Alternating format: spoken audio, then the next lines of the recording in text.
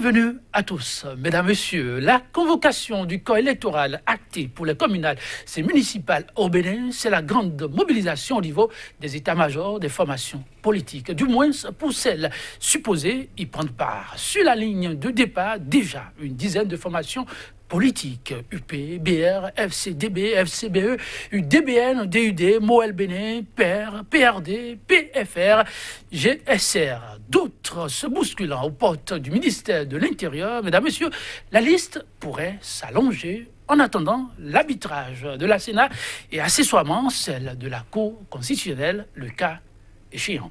Communale et municipale du 17 mai au Bénin, marché de dupes ou une compétition électorale grandeur nature. En tout cas, en opposition aux législatives dernières. Le débat, mesdames, messieurs, c'est tout de suite et maintenant. Déjà, sur ce plateau, en notre compagnie, Célestin Alexis Agbissi, béninois de la diaspora, il est médecin spécialiste de médecine d'urgence. Il est par ailleurs un observateur très averti de l'actualité socio-politique. A raison sa présence sur ce plateau ce jour-ci.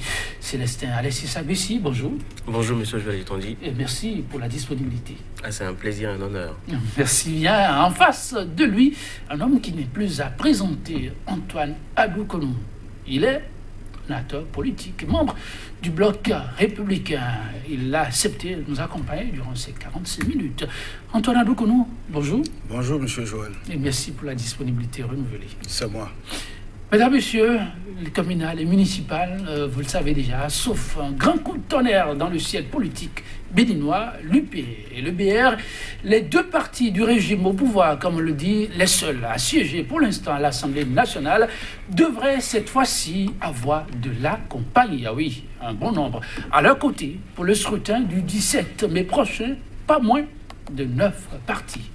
Du moins, pour l'heure, la liste pourrait bien s'allonger. Alors, je vais me retourner d'abord vers Antoine Adoukonou. Antoine Adoukonou, comment appréciez-vous ce plateau, ce tableau, si vous voulez, qui s'offre désormais pour ces élections? Non, je crois que ces élections sont des élections de grande importance. Pour être plus précis, je dirais que ces élections constituent une sorte déjà de primaire pour les élections présidentielles de 2020. Avant l'importance, je parle de cette floraison de formations politiques qui s'annonce déjà pour ces élections. Au fait, c'est pas floraison, c'est les partis qui ont pu répondre aux exigences. Je veux dire, en opposition à ce à quoi on a assisté pour les législatives. Voilà, ça veut dire là, c'est maintenant que je comprends. Je dois dire que c'est très bon parce que vous savez que ma formation politique fait partie des deux formations politiques qui sont allés aux élections législatives. Et après ces élections, d'une manière ou d'une autre, les gens continuent toujours de dire que c'est des élections exclusives. Parce que certainement, les deux partis qui ont participé se réclament tous du soutien du pouvoir. Ça veut dire quoi? Notre souhait, en tout cas, du moins moi, mon souhait, c'est que désormais, nous ayons avec beaucoup de partis, et surtout beaucoup de partis de l'opposition. Pas seulement les partis de la mouvance. Donc, avec cette floraison de partis politiques, je dois dire que je suis très content parce que la compétition, elle aura lieu, elle sera très vive et personne ne dira plus que quelqu'un est exclu. Parce qu'on aura les partis politiques de l'opposition comme de la mouvance présidentielle. Oui, Alexis, vous l'avez suivi, le ministre, et avant d'arriver là, vous constatez, comme les Béninois, que ça s'annonce comme une course épique, c'est communal. C'est quoi votre regard par rapport à la composition? Tout d'abord, merci beaucoup de m'avoir invité. C'est un plaisir et un honneur. J'ai bien entendu M. Adoukonou qui se gargarise un peu du fait que les élections législatives aient pu conduire que deux partis politiques, les deux partis de M. le président de la République au pouvoir, à former un gouvernement et à aller au Parlement pour effectivement nous assommer de lois qui aujourd'hui sont des lois que tout le monde rejette, ou en tout cas que tout le monde a rejeté.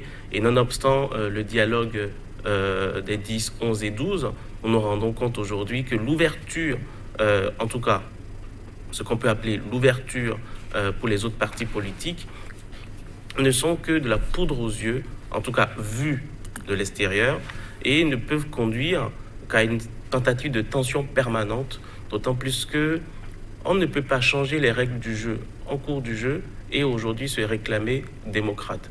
Je pense que c'est une erreur majeure de la part de ces partis politiques qui, finalement, ont l'impression que leur légitimité est acquise de manière définitive et se proposent de nous changer les règles du jeu pour nous imposer une vision unilatérale de leurs problèmes.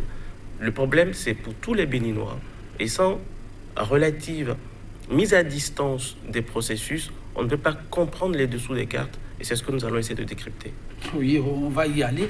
Oui, mais ma question, sinon après ce préalable que vous venez de faire, quand vous voyez un peu comment ça se présente désormais, cette configuration des partis politiques en lice, qu'est-ce que vous dites? Enfin, quelque chose pourra être fait, on pourra rattraper quelque chose? Tout d'abord, il est très important de regarder les tests qu'on nous a présentés pour affirmer la légalité des partis politiques. Vous l'avez dit tout à l'heure en introduction, le ministre porte-parole du gouvernement a fait une conférence de presse et dit qu'on n'a plus besoin du certificat de conformité, si je cite, in extenso, pour se présenter aux élections. Vous ne vous réjouissez pas? Non, attention. Il a rajouté une phrase, oui, selon la conformité de la loi. Tout à fait. Or, la loi, elle dit quoi? La loi ne dit rien d'autre chose que pour être conforme, il faut avoir des règles particulières. Donc, on nous dit que tout le monde peut aller aux élections sous le couvert de la loi, mais la loi n'a pas changé. Donc, vous voyez, la loi est toujours la même, à moins qu'on nous dise qu'une volonté supérieure peut imposer une modification de la loi sans la modification elle-même. Donc cela signifie que c'est une ouverture qui vient du prince. Or, dans la République, la seule chose qui compte, c'est la loi.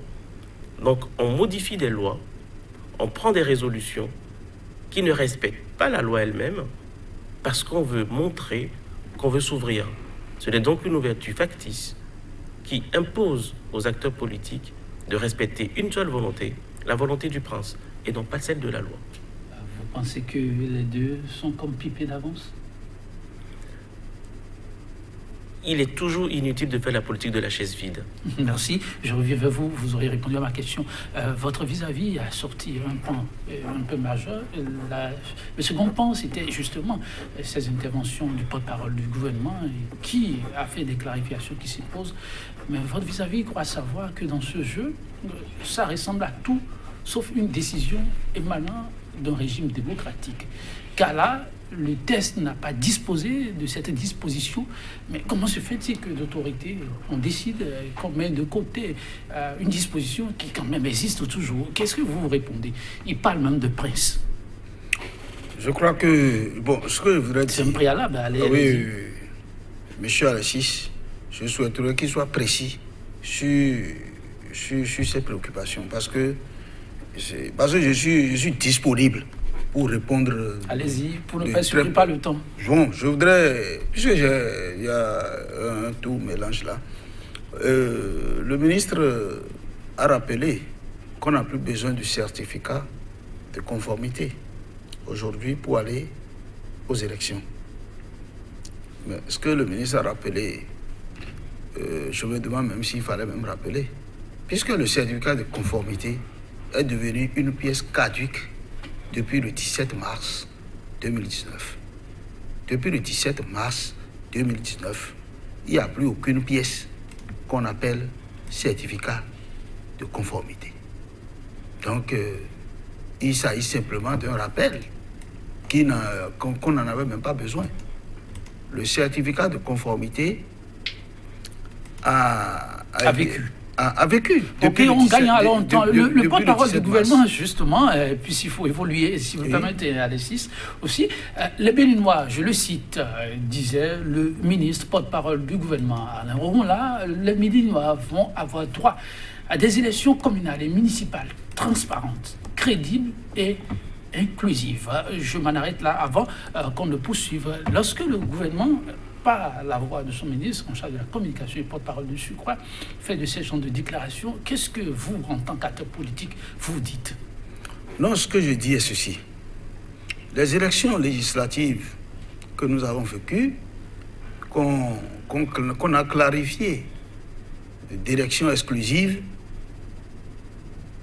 on est arrivé, moi je ne parle pas d'exclusion, je parle d'élections où il n'y a eu finalement que 2 partis politiques qui ont pu participer. Et il se fait que ces partis se réclament tous de la mouvance présidentielle. Mais ceux qui avaient les éléments fondamentaux qui étaient à la base de cet état de choses sont des éléments connus de tout le monde. Oui, c'est quoi votre regard par rapport à la déclaration? Voilà, non, pour aller à si le ministre en parle ainsi, oui, c'est parce que ces éléments qui avaient constitué d'entrave aux partis politiques pour en arriver là, ces éléments, en fait, n'existent plus. Et voilà. Le premier élément qui avait exclu les partis. Vous utilisez vous-même le mot? Oui, puisque c'est ça que vous utilisez. Non, moi j'ai rapporté. Il y a d'abord le problème du certificat de conformité. Parce qu'il y a certains qui ont été bloqués par le certificat de conformité et qui n'ont pas pu déposer les dossiers à la Sénat. Aujourd'hui, le certificat de conformité, comme je vous l'ai dit, est devenu une pièce caduque depuis le 17 mars, donc n'existe plus. Arrivé au niveau de la Sénat, il y avait eu des partis politiques qui avaient connu des candidats qui étaient sur plusieurs listes, et ça avait fait que certains partis ont été exclus. Avec la loi modificative sur la charte des partis politiques, en se conformant bien sûr aux recommandations du dialogue politique, les articles 23, 24 et 25 ont été revus pour que cette fois-ci, même si les partis politiques, en déposant leur dossier, on arrive à constater les cas de doublons ou de fautes sur les listes, la Sénat va notifier cela et on donne 72 heures à ces partis politiques d'y remédier. Ce qui veut dire que là aussi, il n'y a plus une possibilité aujourd'hui que parce qu'il y a quelques fautes sur les listes, qu'on rejette les dossiers. Autre point? Il y avait la question, est-ce qu'il y avait la question du quitus fiscal aussi qui avait fait son grand tollé.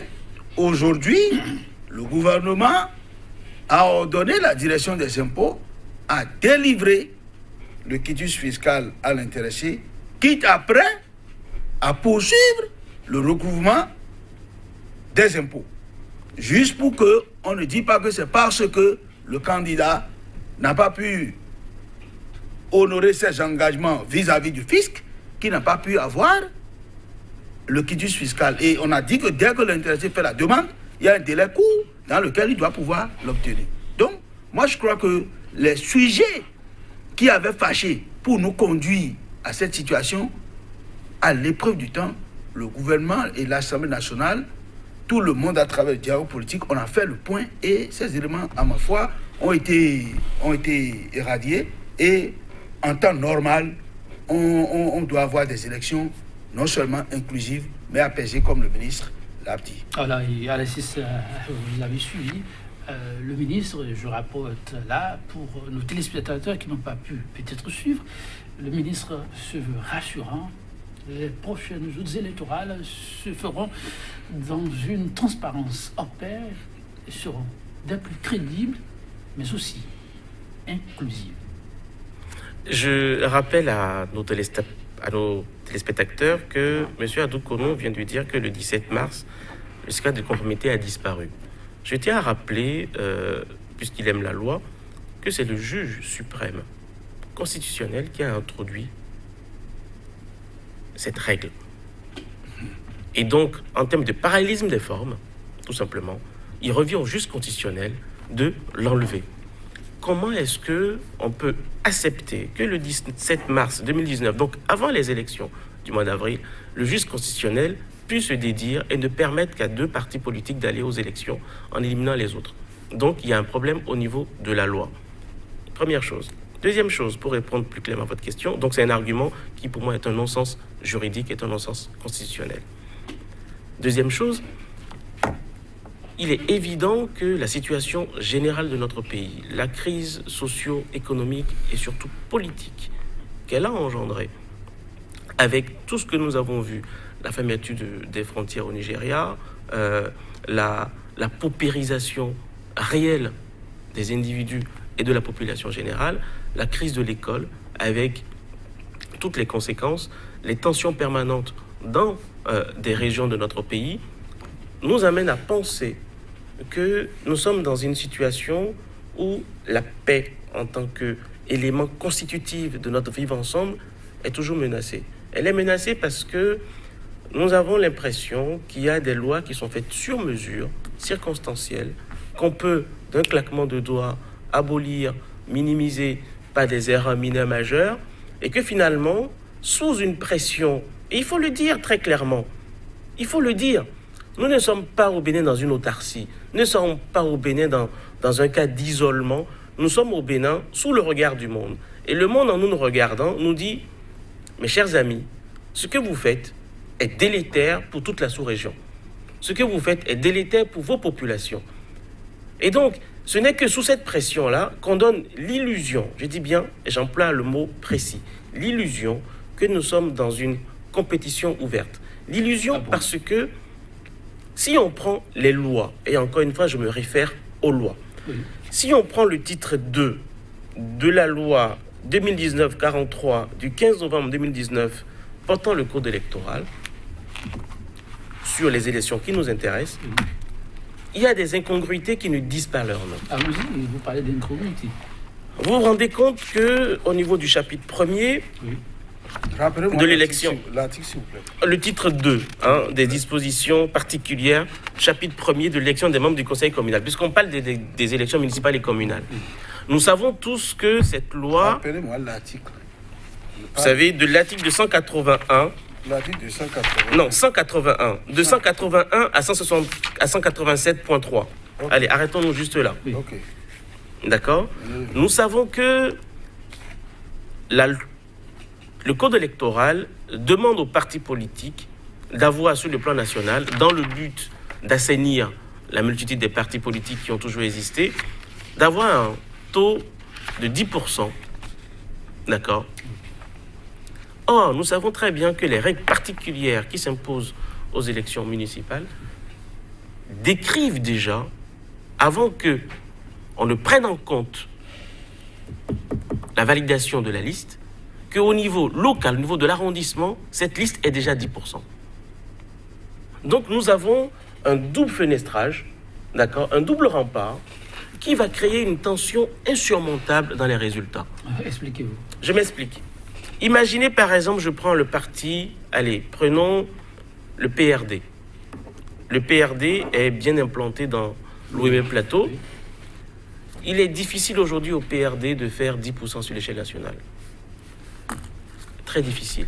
Je prends l'UDBN à Abomey. Qu'est-ce qui vous fait dire que c'est très difficile? Non, c'est juste un exemple. Okay. C'est juste un exemple, c'est factuel. Okay. Prenons le PRD, que le PRD ne fasse pas 10% sur le plan national. Il est d'ores et déjà admis que toutes les villes, toutes les municipalités qui auront voté PRD, quel que soit le résultat, seront éliminées. On est d'accord, c'est ce que dit la loi. Oui. Maintenant, supposons que ce même parti fasse, disons, 80% à Porto Novo. Voilà. D'accord ? Il est donc évident que tous les élus de ce parti, même si la ville, même si les habitants, on parle bien des élections locales, locales, dans la décentralisation, les 80% d'élus qu'auront ce parti ne pourront pas siéger. On est d'accord ? Au regard de la loi. Au regard de la loi. Oui. Maintenant, à contrario, prenons l'exemple inverse. Oui. Nous avons l'UP, Oui. par exemple, qui fait 5% à Porto Novo Oui. et 10% à l'échelle nationale. Oui. Nous sommes face à ce qu'on appelle le fait local contre le fait majoritaire. La loi locale contre la loi nationale. Est-ce que les 5%, les habitants de Porto Novo qui auront choisi 5% de l'UP, 5%, seront gouvernés par des gens de l'UP parce qu'ils auront juste 10% sur le plan national? Et en plus, là où je vais en venir, c'est encore pire que ça. La deuxième fenêtre, c'est quoi? C'est que si l'UP fait 5% à Porto Novo, donc ne dépassant pas les 10% minimales qu'il faut dans les communes pour être représentatives, la loi est muette dessus. Nous sommes donc face à une loi qui vient d'être votée, mais qui pourtant est incongrue et qui garde en elle-même des germes de tension majeure. Je me demande si le juge constitutionnel a bien lu ce qu'il a validé, si les députés ont bien compris les textes qu'ils ont écrits et envoyés au juge, et si la présidence a bien compris ce qu'elle a signé.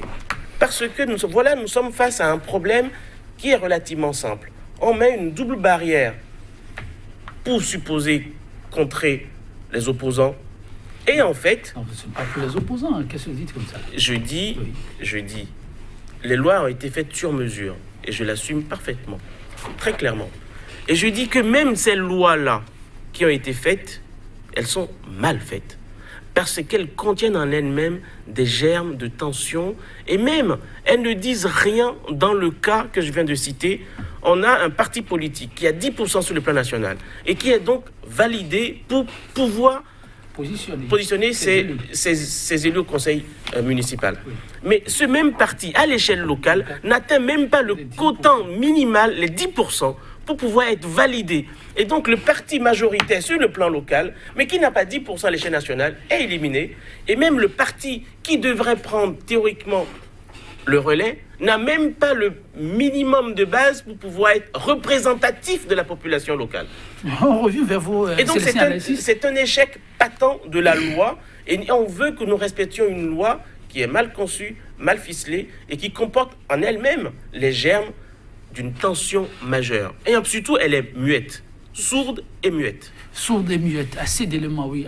Pour vous, politique, et qui avez aussi suivi tout ceci, mais aussi scruté les tests parce que vous les aimez beaucoup. Et c'est important, il faut savoir avec quoi l'on joue désormais. Pensez-vous que ces tests sont, pour reprendre autrement ces expressions, porteurs de gemmes chrysogènes? Oui, je crois que vous allez me laisser le temps aussi. Allez-y, il n'y a pas de problème. Bien développer mes arguments, oui, comme vous l'avez laissé. Oui. Je l'ai bien compris. Il a posé deux problèmes essentiels que je vais aborder. Le premier problème par rapport à la Cour constitutionnelle qui a inventé le certificat de conformité. Si je le résume, c'est ce qu'il dit. Et que par parallélisme de forme, c'est la Cour qui devait mettre fin au certificat de conformité. Je dis que, M. Alexis, tout ce que vous dites là, peut-être que vous allez revoir la loi et chercher à comprendre, et ça peut mieux vous justifier. Le certificat de conformité n'est pas inventé par la Cour constitutionnelle.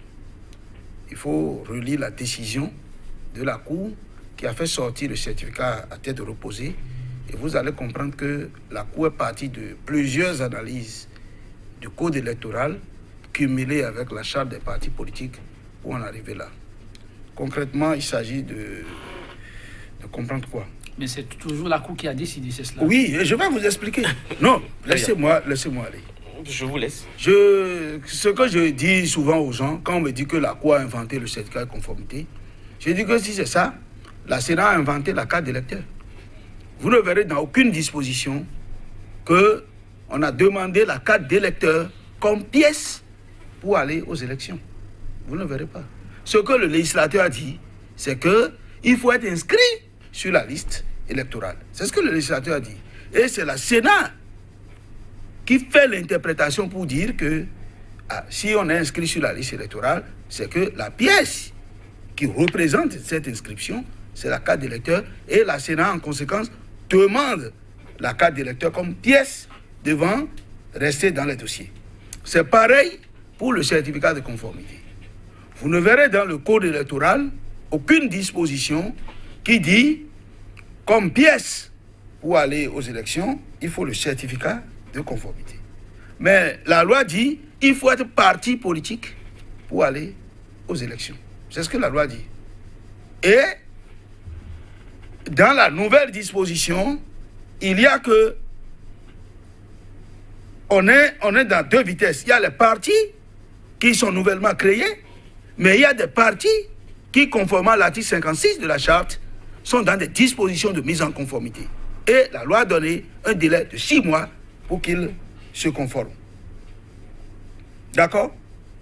La Cour a fait une interprétation que moi je vois très sérieuse en disant que le dépôt des dossiers à la Sénat est prévu pour le 28 février. D'accord? La loi est promulguée depuis le 17 septembre. À 28 février, tous les anciens partis politiques, même ceux qui sont dans le processus de mise en conformité, ils sont partis politiques. Et ils peuvent déposer les dossiers. Mais avant l'élection, le 28 avril, ils perdent la qualité de parti politique. Autrement, la Cour n'a rien inventé. Qu'est-ce qui va se passer en ce moment? C'est pourquoi la Cour a pris la décision pour dire, s'il faut être parti politique avant d'aller aux élections le 28 avril, il faut l'être avant de déposer ces dossiers. Et la pièce qui doit justifier cela, la Cour dit, c'est le certificat de conformité. Alors, donc, ce n'est pas une invention. Oui, vous voyez? Donc, ce n'est pas une invention. Maintenant, il a donné l'exemple du PRD par rapport à ce qui est prévu dans le test. Je dois dire que moi-même, des fois, je réfléchis par rapport aux analyses qu'il a faites. Vous dites quoi? Parce que pour les élections législatives, nous disons que le député est l'élu de la nation tout entière et que tout mandat impératif est nul. À partir de ce moment, le mot de scrutin dire qu'il faut avoir d'abord 10% au plan national parce que le député, il est national. Maintenant, les députés l'ont élargi aux communes, aux élections locales. Moi-même, j'ai mis des critiques, comme vous, en disant, bon, une élection locale, on finira par en arriver aux exemples que vous avez donnés. Mais, il faut voir la volonté, c'est-à-dire que ce qui a poussé le législateur à faire cela, c'est que nous sommes dans une tendance d'avoir des partis politiques d'envergure nationale. Puisque la réforme, nous avons quitté quelque part. Si nous avons dit que nous voulons faire la réforme, c'est parce qu'avant nous avons des partis politiques liés aux régions, des partis politiques ethniques, des partis politiques qui ne sont que dans un arrondissement ou dans une commune. Et nous avons dit que nous voulons en finir.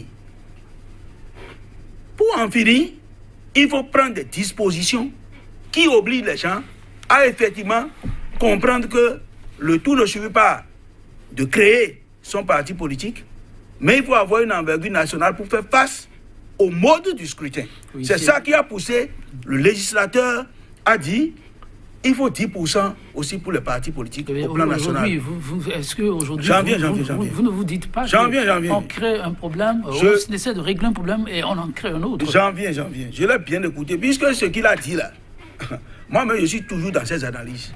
Vous êtes toujours dans ces analyses. Maintenant,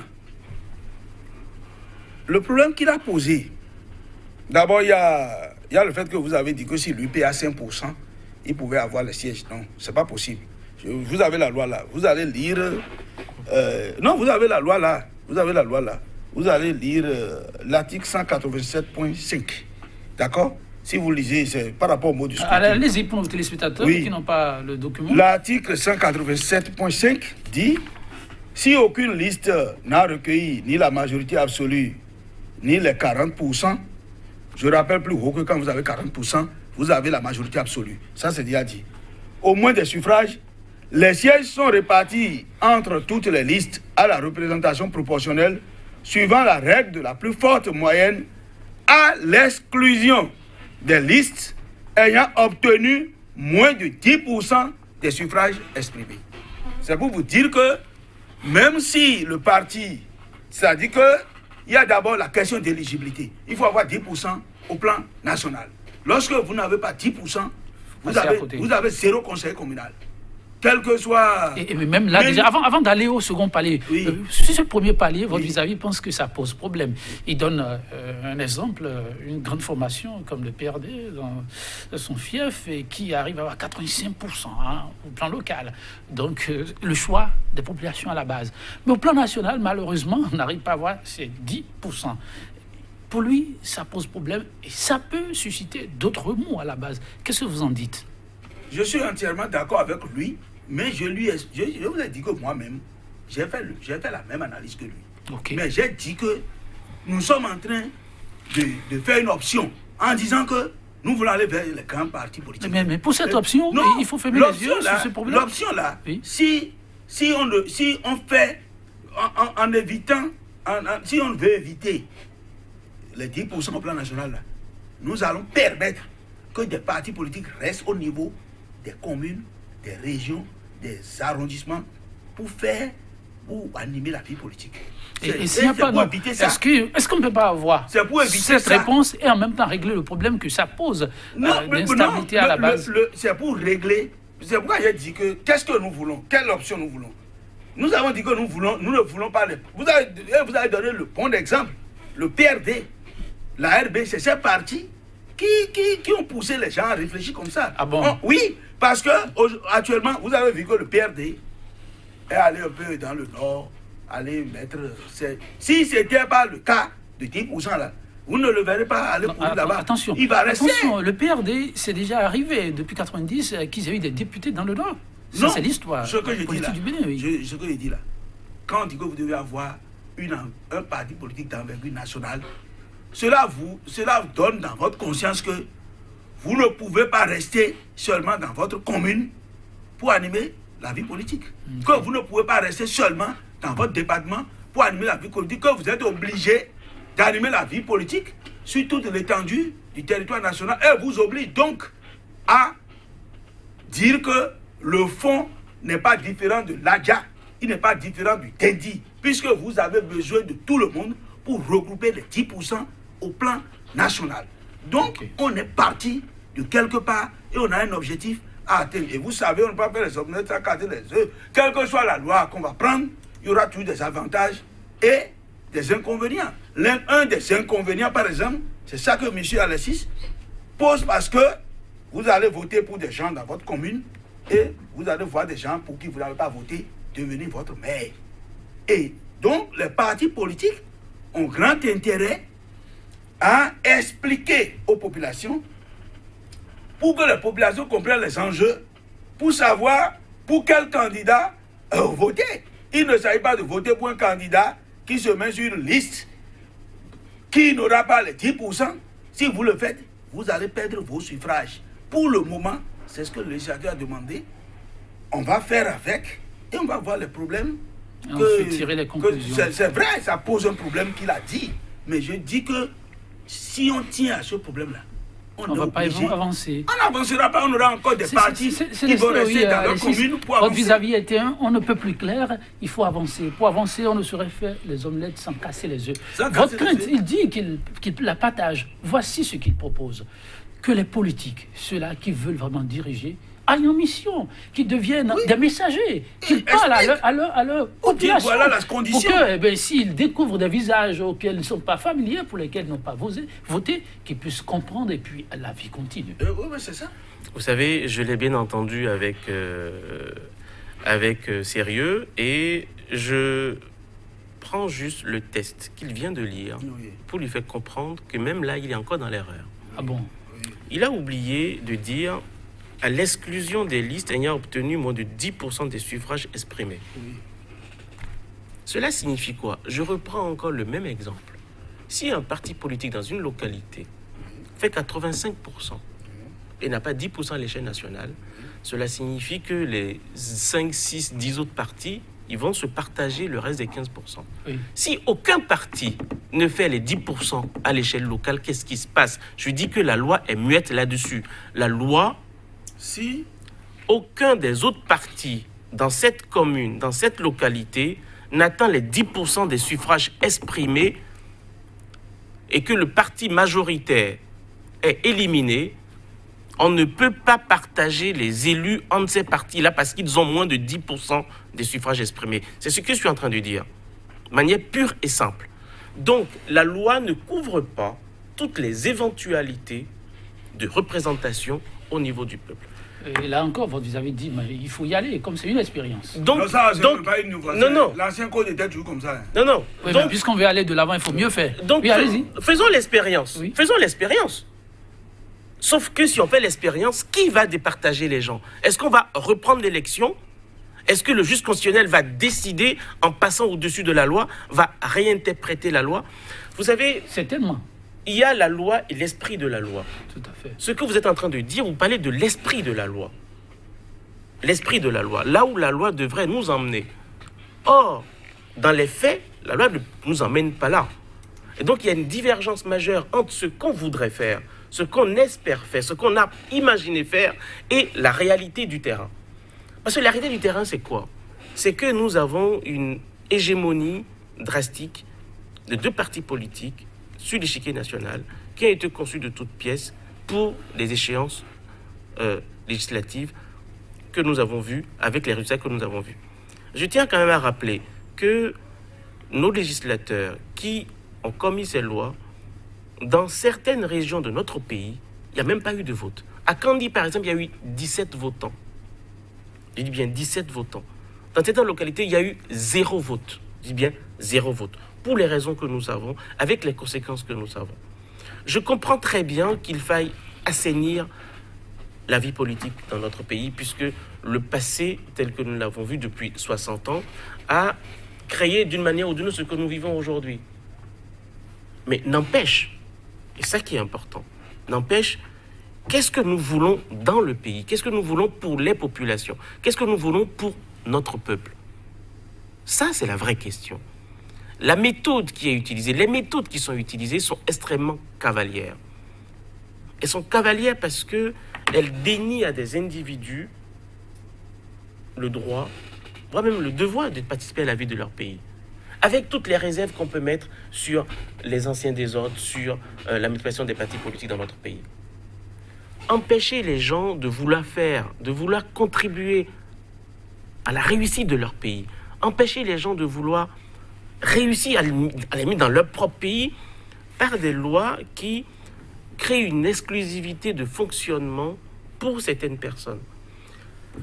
Est-ce que vous vous rendez compte qu'aujourd'hui, je pense que vous avez vu la revue de presse, hein, la vie d'un politique, la vie d'un homme politique ne se limite pas à son parti. Vous avez posé, en off, vous disiez tout à l'heure que vous êtes un homme politique et que les politiques ont vocation à conduire le pays. Mais je ne suis pas d'accord. Parce que la politique est trop sérieuse pour la confiance des politiciens. Moi, j'ai un métier, j'ai un boulot. Vous dites que la politique est trop sérieuse pour la confiance des politiciens. Ah bon? Absolument. Les politiciens ne sont pas sérieux? Non, je dis la politique en elle-même, c'est-à-dire dans sa racine, oui, dans son idéal, est trop sérieuse pour la confiance des politiciens. Parce que... Oui, c'est comme si vous mettez un peu en cause le sérieux des politiciens eux-mêmes. Mais écoutez, je vais être très direct. Les politiciens nous ont conduits là où nous sommes, dans le pays. Les politiciens nous ont conduits là où nous sommes. Il ne faut pas se voiler la face, il faut se dire la vérité. Il y a des politiciens intègres, complètement intègres. Des gens qui font très bien leur travail. Mais là où je voulais en venir, c'est quoi? C'est que nous sommes dans un pays qui a des valeurs principales, des valeurs exceptionnelles, un patrimoine génial. Or, nous constatons de partout, et les gens nous regardent, que ces valeurs sont piétinées au quotidien. Il va falloir alors faire des ajustements. Et ces ajustements... J'ai peur que le temps nous empêche d'aller sur quelques points saillants, parce qu'on m'informe là, je vous le dis, qu'on n'a que 5 minutes.